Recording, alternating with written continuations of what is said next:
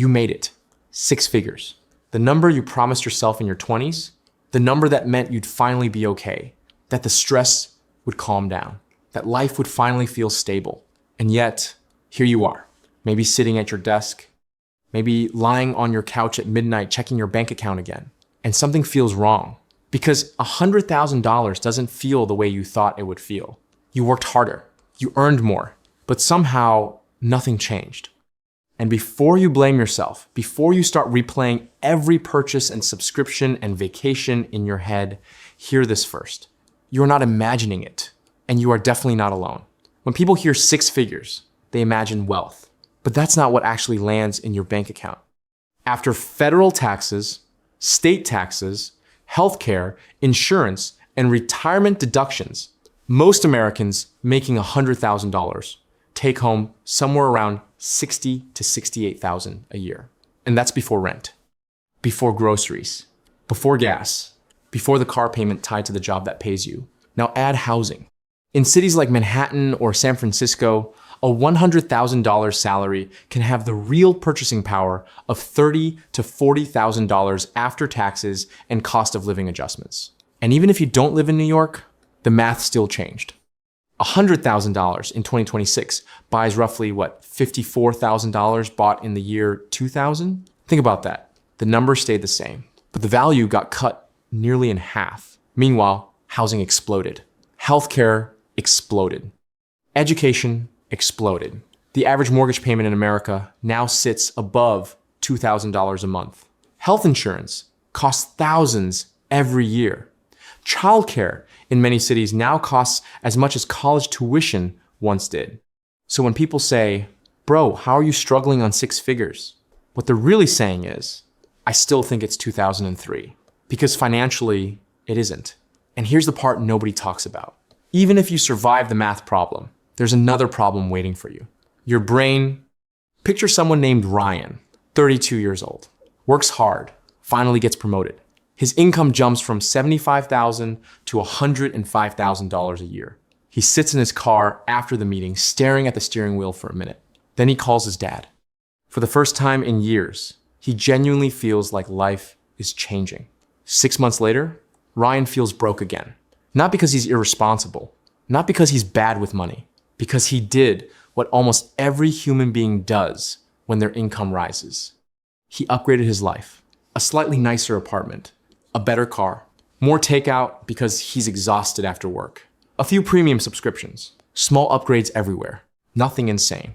But together, they quietly consumed the raise. This is called lifestyle inflation. And research shows most people increase spending massively within just a couple years of a major income boost. Not because they're irresponsible, because humans adapt fast. That new apartment stops feeling exciting. The new car becomes normal. The raise stops feeling like a breakthrough. Psychologists call this hedonic adaptation. Your brain doesn't measure life in absolute terms. It measures change.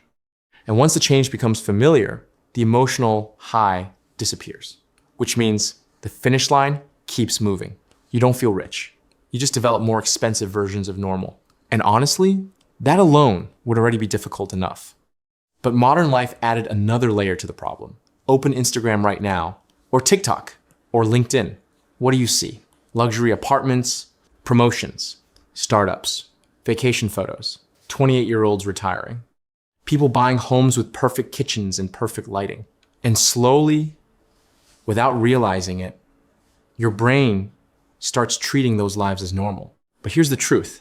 You are comparing your behind-the-scenes reality to everyone else's highlight reel. That is a game nobody wins.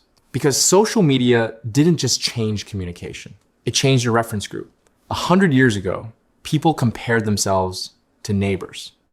Now, you compare yourself to millions of curated lives algorithmically selected to trigger envy and attention. The Joneses used to live next door. Now they live in your pocket. And they never sleep.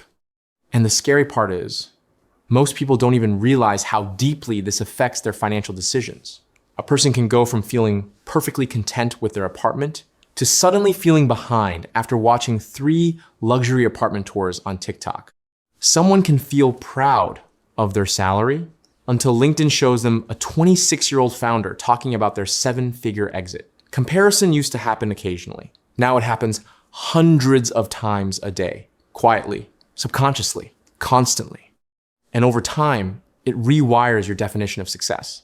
This has gotten so extreme that psychologists now use the term money dysmorphia.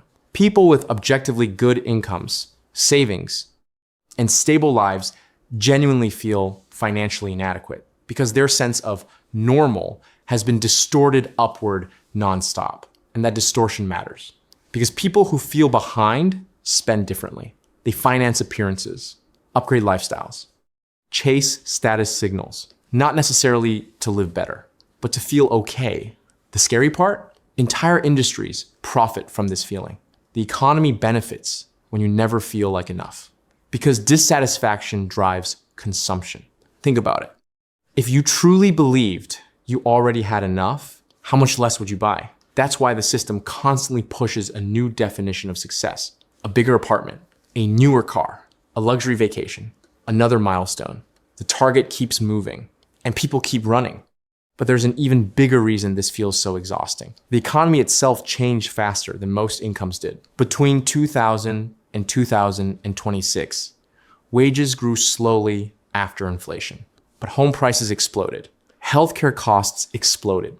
Tuition exploded. The core pillars of middle-class life became dramatically more expensive, while salaries struggled to keep up. Which means millions of people are experiencing something deeply confusing. They did everything they were told to do and still don't feel secure. They went to school, got the degree, worked overtime, built the career, hit the milestone, and yet the emotional reward they expected never fully arrived. That feeling is real. Because the goalpost moved, not because you failed, because the system changed underneath you. And when you combine inflation, lifestyle creep, social comparison, rising living costs, and hedonic adaptation, you create a treadmill that never stops speeding up, which leads to the most important question in this entire video. If the race never ends, what does winning actually look like? Here's the answer most financial content never gives you. Enough is not a number, it's a decision. Because if your definition of success keeps updating every time your income rises, you will never arrive. There will always be another level, another comparison, another upgrade. And this is where financially stable people behave differently. Not necessarily richer people, stable people. They define what enough means early. For them, not for Instagram, not for coworkers, not for the internet. For them, then they protect that lifestyle instead of endlessly expanding it. When they get raises, they don't automatically inflate their lives to match. They automate savings, invest first, build margin, create breathing room, because real wealth is not looking rich. Real wealth is control. Control over your time, your stress, your decisions, your future. And ironically, many people earning $200,000 a year never experience that control because their lifestyle expands just as fast as their income. Meanwhile, someone earning less but living intentionally can feel dramatically more free. That's the part social media never shows you. The happiest, financially secure people are often not the highest earners. They're the people who stop needing every year of life to look more impressive than the last one. That is a radically different way to live. And honestly, a much harder one.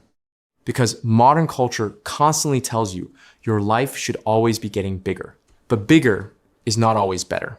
Sometimes bigger just means more payments, more pressure, more anxiety disguised as success. So maybe the real question isn't, how do I make more money? Maybe the real question is, how much is enough for the life I actually want? Most people never ask that honestly. Because if you do, you might realize you've been chasing a number that was never designed to satisfy you in the first place. The treadmill doesn't stop by itself. You have to decide to step off. And that decision, it might be more valuable than the next raise. Because maybe the reason six figures still feels empty is because the race was designed to never let you feel finished. And once you see that, you start playing a completely different game.